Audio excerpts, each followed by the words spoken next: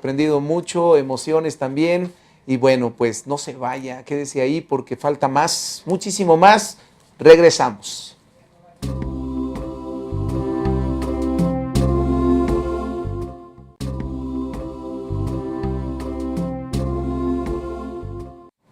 Regresamos a este programa especial sobre la canonización, ya me estoy haciendo bolas, de Juan Pablo II y de Juan XXIII. Y bueno, pues en el estudio nos acompaña mi gran amigo, periodista, Pablo Mier y Terán. ¿Cómo estás?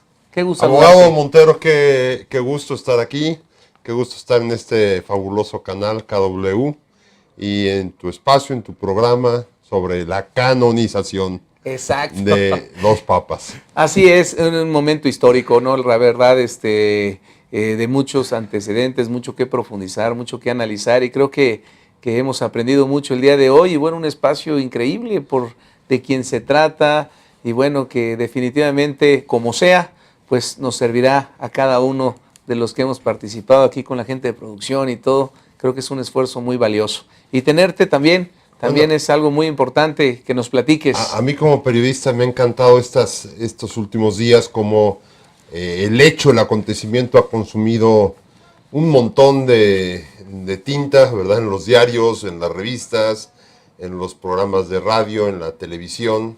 Un revuelo, esto es un revuelo. Es un revuelo, es algo, ha sido la noticia, digamos, del año, ¿verdad? La cantidad de personas que se trasladaron para allá. Correcto. Informativamente ha sido una locura, ¿verdad? Así es, cuéntame tu experiencia. Si el Papa es el Papa Francisco, ahora es el sujeto más mediático, más periodístico, más mencionado, pues ahora con este acontecimiento, donde, como tú dices al principio, se han reunido 4 papas, es formidable. Fuera de toda proporción, ¿verdad? Juan Pablo II es un papa, decíamos, no hay que llamarlo viajero, hay que llamarlo misionero. Estuvo de un lado para otro tratando de cumplir lo que nos decía Jorge y dándole seguimiento a todo esto. Pero tú que lo viviste de cerca, cuéntame sobre estos viajes, sobre este peregrinar. ¿Qué te deja como periodista? ¿Qué aprendizaje y ese análisis desde tu punto de vista? Mira, abogado, normalmente los periodistas somos un poco escépticos, porque estás acostumbrado a entrevistar a un secretario de Estado, a un presidente, a un gran deportista, a un artista. Entonces ves la gente y no te emocionas tanto. Yo en aquellas épocas venía de haber entrevistado a algunos jefes de Estado y ya te haces un poco escéptico, pero cuando te topas con un personaje de la talla de Juan Pablo II, te llega. O sea, no puedes mantenerte frío, por más periodista que seas, ¿verdad? Por más experiencia que tengas en tratar con personajes. ¿Por qué? Primero porque es un papa. Pero eso es lo que no me pasaba solo a mí, nos pasaba a todos. A los periodistas más viejos que hay, no voy a decir nombres, pero al hablar del papa se emocionan y se reviven. Y Juan Pablo II, yo a Juan XXIII prácticamente no me tocó, era yo un bebé, pero a este papa sí que lo conocí. Y lo conocí en México y me tocó cubrir sus 5 viajes. ¿Se acuerdan que hubo un camión detrás? Así es. Con periodistas. Ahí va tu amigo Pablo con su cámara y cubriendo y su grabadora cubriendo el tema del Papa. Es distinto. A ver, dime algo.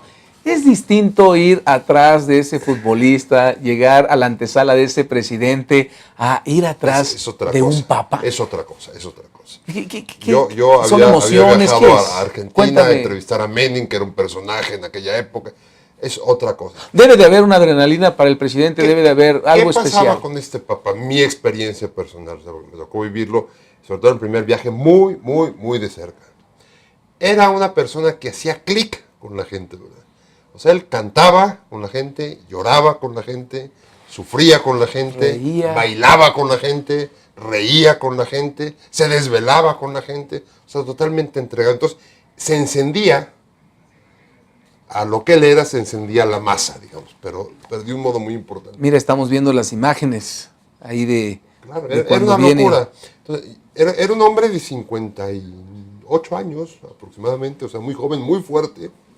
Y para mí, lo más impactante en ese primer viaje, a su llegada, fuimos a la catedral, que era un viaje de locura.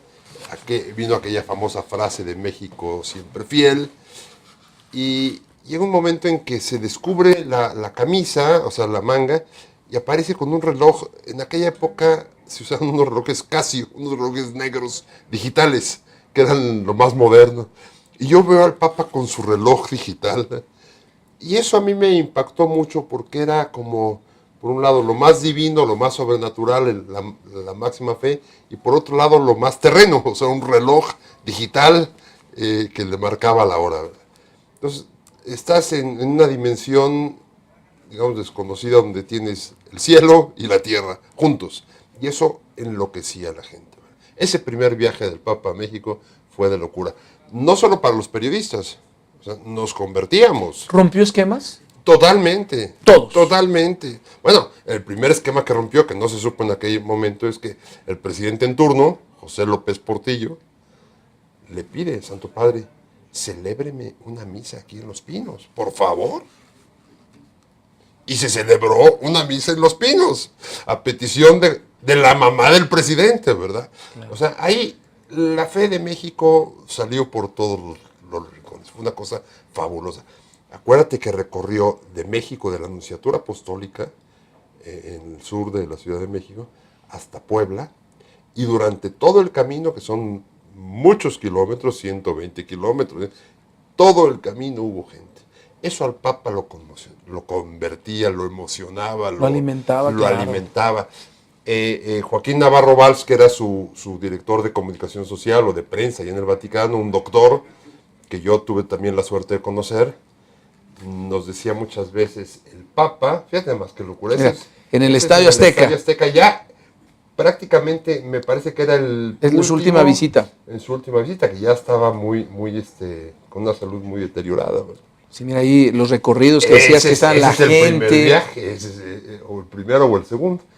Bueno, pues Navarro Valls decía que el Papa llegaba a Roma de México removido, o sea, agarraba, digamos, toda la fuerza, claro. La energía espiritual, la gracia, y se convertía y llegaba con mucha fuerza. Y decía, tengo que vencer la tentación de no quedarme en México. O sea, México siempre lo quiso mucho y lo trató muy bien. Y los periodistas así éramos. O sea, el periodista no aplaude, el periodista no grita, el periodista no se emociona. Con este Papa se rompía esa regla. O sea, los periodistas queríamos todo por la personalidad que tenía. Y bueno, yo te podría decir muchas historias de conversión. Se convirtieron de amigos, periodistas de colegas, que llegaban que ahí. Dices, bueno, Valentina Larraqui fue enviada por Televisa hace muchos años al Vaticano y terminó convirtiéndose. Y ahora Valentina pues es una mujer... Y hay muchos otros casos. Porque si tú hacías contacto, un clic con él, te convertía mucho. Era un papa realmente... era un placer poder hacer la cobertura de un evento donde estuviera. Sí, era diferente. Y fíjate que bueno, pues también tenemos allá en Roma, tenemos a un corresponsal que nos está informando de todo lo que sucede, y qué buena experiencia, porque también vivirlo de ahí pues ha de ser algo impresionante, ¿no? Y es Mario Junior Saldívar, que está en Roma y que creo que te comunicaste con él, tenemos una entrevista con él. Enviado especial de KW TV a la Ciudad del Vaticano. Efectivamente, hablamos. Adelante. Bueno, tenemos en Ciudad del Vaticano, está Mario José, enviado especial de KW. Mario José, por favor, platícanos cómo viste tú el ambiente, cómo están las cosas allí en Ciudad del Vaticano, antes, durante y después de la canonización. Muy padre, la gente está muy emocionada. Empezó a acampar desde un día antes, a las 8 de la noche, y han estado aquí despiertas, cantando, rezando, y todos con mucha emoción, esperando este día tan importante, la canonización. Estupendo. Mario José, ¿qué le dice este evento, esta canonización de dos papas? ¿Qué le dice a los jóvenes? ¿Qué te dice a ti que lo estuviste viviendo intensamente? Platícanos. Primero es que siempre hay que tener a Dios presente en nuestras vidas y en todo lo que hagamos. Que nunca hay que estar alejado de Él, que todo lo que hagamos hay que hacerlo por Dios, y que no hay que tener miedo. Que no hay que tener miedo a lanzarnos a hacer retos nuevos y y no hay que tener miedo porque sabemos que Dios siempre va a estar con nosotros. Muchas gracias, Mario José. Sabemos que estás muy cansado, que han sido muchas horas, jornadas muy largas. Te agradecemos. Gracias, Mario José. Buenas noches por allá. Buenas noches, Pablo. Muchas gracias. Ahí tenemos a Mario José, joven, y bueno, allá reportando desde, ahí teníamos su imagen, reportando allí en Roma de la vivencia, y hablaba de algo bien importante, el no tener miedo, ¿no? Así inicia el Papa Juan Pablo II, y cuando es nombrado como pontífice, y bueno, pues que es cierto, ¿no? No hay que tener miedo. No hay que tener miedo. Mira, yo me desperté hoy en la mañana con una idea que ha estado sobre mi cabeza todo el tiempo, que quiero compartir con la audiencia. Decían algunos poetas que el cielo y la tierra se juntan en la línea del horizonte. Efectivamente, nosotros vemos a lo lejos y se junta el cielo y la tierra. Escribía Balaguer, San José María ahora decía, no, el cielo y la tierra se juntan en el corazón del hombre. También es verdad. Pero vamos a pensar que también el cielo y la tierra se juntan en días como este, en eventos como este. O sea, se abre el cielo, se abre la tierra y se hacen uno solo. Yo hablé hace unos minutos con Mario José en Roma, estaba emocionado y desvelado y cansado. Pero queda claro que el cielo y la tierra están juntos. Y eso nos debe quitar el miedo. Los días de canonizaciones son días de mucha gracia, donde al abrirse las puertas del cielo, pues se desparrama. Entonces todos tenemos nuestros miedos, desde un miedo pequeño, un miedo de tipo familiar, cualquier miedo, dejémoslo de lado. Hoy hay suficiente gracia para resolver cualquier tema. Y Mario efectivamente repitió muchas veces eso, no tengamos miedo. Y él era, por decirlo, la primera palabra de este Papa, no tengamos miedo, ¿verdad? Así es. Adelante con el miedo. Así es, mi querido amigo. Y bueno, algo que quieras agregar, algún mensaje en esa experiencia, dentro de tu profesión, el haber tenido ese contacto, ¿cómo se canalizó? Mira, yo como periodista me hice muchas veces la pregunta, ¿por qué vino tantas veces el Papa a México? Yo feliz de que viniera, vino 5 veces. De 105 viajes, 5 fueron a México, es un porcentaje muy alto. Claro. Y efectivamente él venía aquí, pienso yo, a cargar pila del cariño que sentía la gente, pero lo jalaba mucho la Virgen de Guadalupe. Un padre, Papa guadalupano. Los momentos más impactantes de cobertura fueron cuando estaba en la Virgen, cuando beatificó y después canonizó a Juan Diego, primer papa que canoniza a un indígena. Y cuando el Papa muere, cuando le dan el balazo, eso me lo platicaba Navarro Valls, el director de prensa del Vaticano, el Papa estaba pues grave, llegó a estar grave, con mucha fiebre, en su cama, y tenía unos audífonos y una grabadora, de esas grabadoras Toshiba que había antes, claro. Así empezaba a correr un cassette. ¿Y qué escuchaba el Papa? Y lo que escuchaba el Papa, según me cuentan, es la canción aquella de La Morenita. Conocí una linda morenita y me enamoré de cantándosela a la Virgen. Un y es papa, lo que le dio fuerza. Y eso, sin duda, Juan Pablo II amaba a México, el Papa mexicano. Y bueno, pues yo te agradezco mucho. Yo te agradezco mucho que como periodista me des oportunidad de compartir estas vivencias con la gente. No, gracias era a ti. Un pastel de cobertura poder seguir al Papa, ¿verdad? Una bendición. Una bendición. Un aprendizaje. Correcto. Pablo, gracias. Gracias por estar aquí. Y bueno, continuamos, no se despeguen, vamos a cerrar este programa con don Jorge Trasloceros y vamos a hablar sobre Juan Pablo II y sobre esta humildad que nos dejó mucho el día de hoy. Regresamos.